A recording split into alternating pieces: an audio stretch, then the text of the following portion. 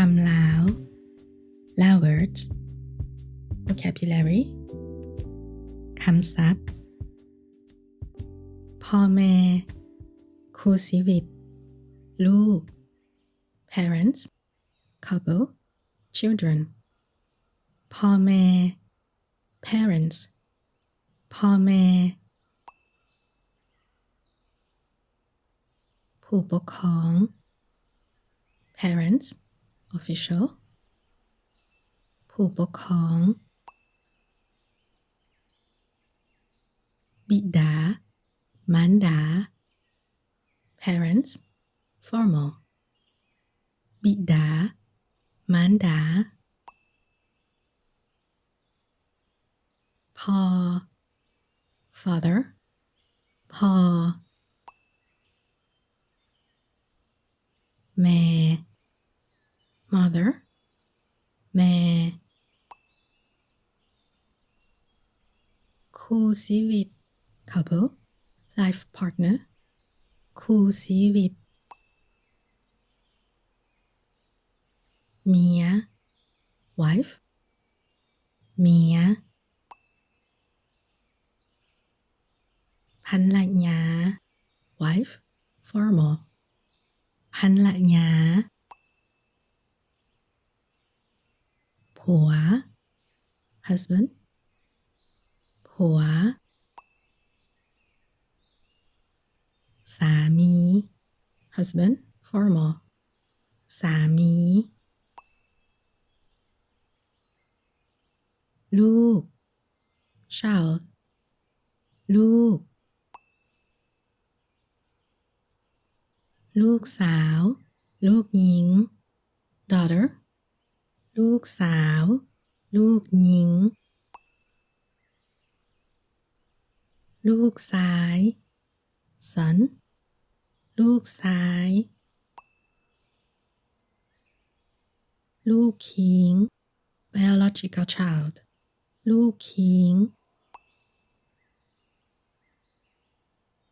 ลูกเลี้ยงลูกบุญธรรม adopted child ลูกเลี้ยงลูกบุญธรรมลูกกบ eldest child ลูกกบลูกลา youngest child ลูกลา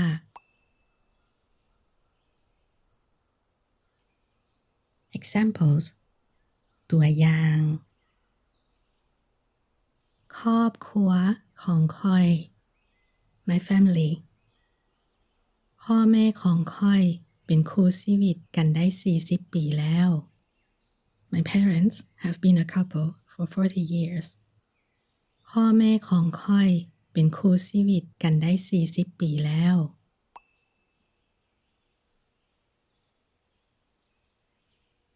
แม่ของข้อยเป็นคนเยอรมัน My mother is German แม่ของข้อยเป็นคนเยอรมัน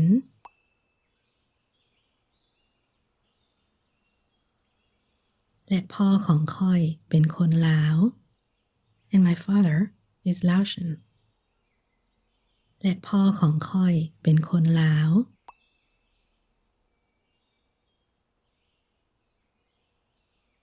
ข้อยแต่งงานแล้ว I'm married ข้อยแต่งงานแล้ว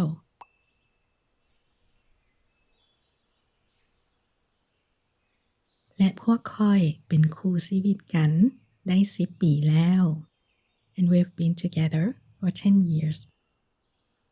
และพวกข้อยเป็นคู่ชีวิตกันได้10 ปีแล้ว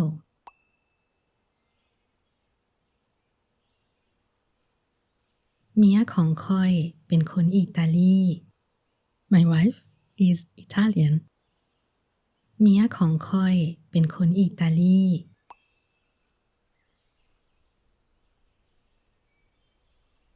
แล้วเป็นทนายความ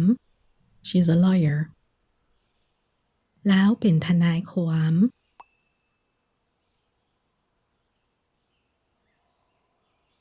ข้อยเป็นนักธุรกิจI'm an entrepreneur ค่อยเป็นนักธุรกิจ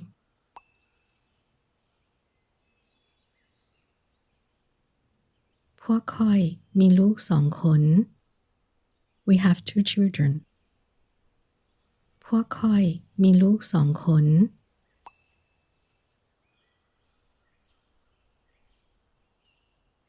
ลูกหญิง1 คนและลูกชาย1 คน A girl and a boy ลูกหญิง1 คนและลูกชาย1 คน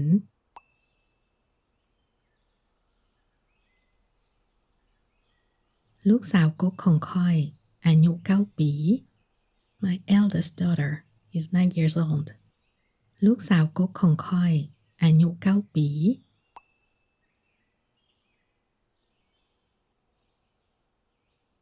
และ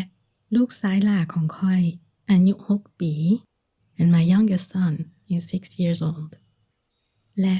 ลูกซ้ายหล่าของค่อยอายุ6 ปี